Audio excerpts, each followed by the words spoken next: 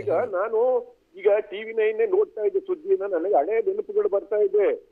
ಹಾ ಮೊದಲು ನಾವು ಇಡೀ ದೇಶಕ್ಕೆ ಅವರು ಗೊತ್ತಾಗಿದ್ದು, ಅವರು ಸಮಾಜವಾದಿ ಚಳುವಳಿ ಸುರಕ್ಷಿತರು ಕಾರ್ಮಿಕರ ಪರ 1967ರಲ್ಲಿ ಮುಂಬೈನಿಂದ ಗೆದ್ರಲ್ಲ ಹೌದು ಹೌದು. ಪಾರ್ಲಿಮೆಂಟ್ಗೆ.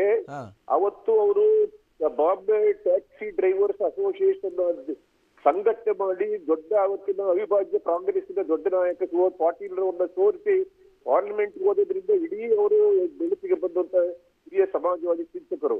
ನನಗೆ ಅವರ ಹತ್ತಿರ ಪರಿಚಯ ಇರಲಿಲ್ಲ. ನಾನು NDA ಸರ್ಕಾರದಲ್ಲಿ ಸಚಿವನಾಗ್ಲಿಕ್ಕೆ ಮುಖ್ಯ ಕಾರಣ ಜಾರ್ಜ್ ಫರ್ನಾಂಡಿಸ್ ಅವರು ಸಂಚಾಲಕರಾಗಿದ್ದಂತವರು. ನಾನು JDU ಗೆದ್ದರೆ ನನಗೆ ಮಾಡಿದ್ರು ಬಹಳ ಹತ್ತಿರದಿಂದ ಅವರನ್ನು ನಾನು ನೋಡಂತ ಅವಕಾಶ ಅವರು ಸಿಕ್ಕಿದ್ರು. ಬಹಳ ಅಪ್ಪಟವಾದಂತ ಒಬ್ಬ ಸಮಾಜವಾದಿ ಚಿಂತಕ. ಬರೀ ಕಾರ್ಯರೂಪಕ್ಕೆ ತರೋದ್ರಲ್ಲಿ ಅತ್ಯಂತ 100% ಪ್ರಾಮಾಣಿಕ ಪ್ರಯತ್ನವನ್ನ ಅವರು ತಮ್ಮ ಸಮಾಜವಾದಿ ಚಿಂತನೆಗಳನ್ನ ಮಾಡಿದ್ದವರು. ಶೋಷಿತರು ಕಾರ್ಮಿಕರ ಪರ ಸದಾ ಚಿಂತನೆ ಹೋರಾಟ ಮಾಡ್ತಾ ಇದ್ರು. ಅತ್ಯಂತ ಸರಳ ಜೀವಿ, ಹೇಳ್ದಂತೆ ನಡ್ಕೊಂಡಂತವ್ರು ಕೂಡ. ಅವರು ಯಾವುದೇ ಅಬ್ಬರದ ಜೀವನವನ್ನ ನಡೆಸಲೇ ಇಲ್ಲ. ಅವರ ಪೂರ್ತಿ ಅವರ ಜೀವದುದ್ದಕ್ಕೂ ಕೂಡ ಬಹಳ ಸರಳತೆ, ಅತ್ಯಂತ ಎಚ್ಚರಿಕೆ ಚಿಂತನೆ ಮಾಡತಕ್ಕಂತ ಒಬ್ಬ ಮಹಾನ್ ನಾಯಕ ಆಗಿದ್ದಂತ ಅವರು. ಅವರ ಬಹಳ ಕೊಡುಗೆ ಅಂತ ಹೇಳಿದ್ರೆ NDA ನಲ್ಲಿ ಕಾಮನ್ ಅಜೆಂಡಾ ಬರೋದಕ್ಕೆ ಬಾರಿ ಅವರೇ ಕಾರಣ ಆದ್ರು.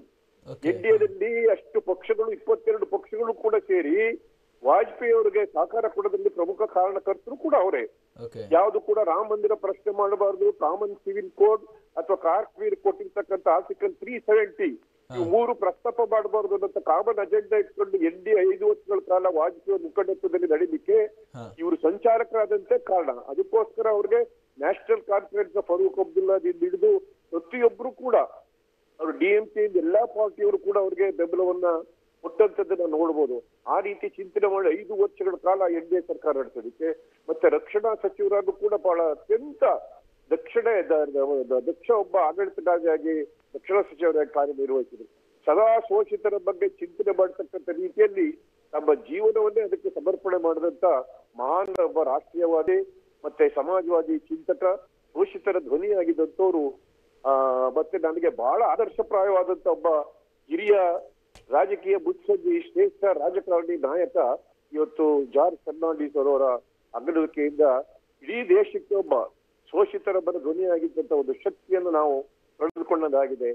ಅವರ ಆದರ್ಶ ಚಿಂತನೆಗಳನ್ನ ನಾವು ಕಾರ್ಯರೂಪಕ್ಕೆ ತರ್ತಕ್ಕಂಥ ರೀತಿಯಲ್ಲಿ ಮುಂದುವರಿಸಂತದೆ ಅವರಿಗೆ ನಿಜವಾದಂತ ಶ್ರದ್ಧಾಂಜಲಿಯನ್ನ ಕೊಟ್ಟಾಗತ್ತೆ ಅಂತಕ್ಕಂಥದ್ದನ್ನ ಈ ಸಂದರ್ಭದಲ್ಲಿ ನಾನು ಹೇಳಕ್ ಬಯಸ್ತೇನೆ.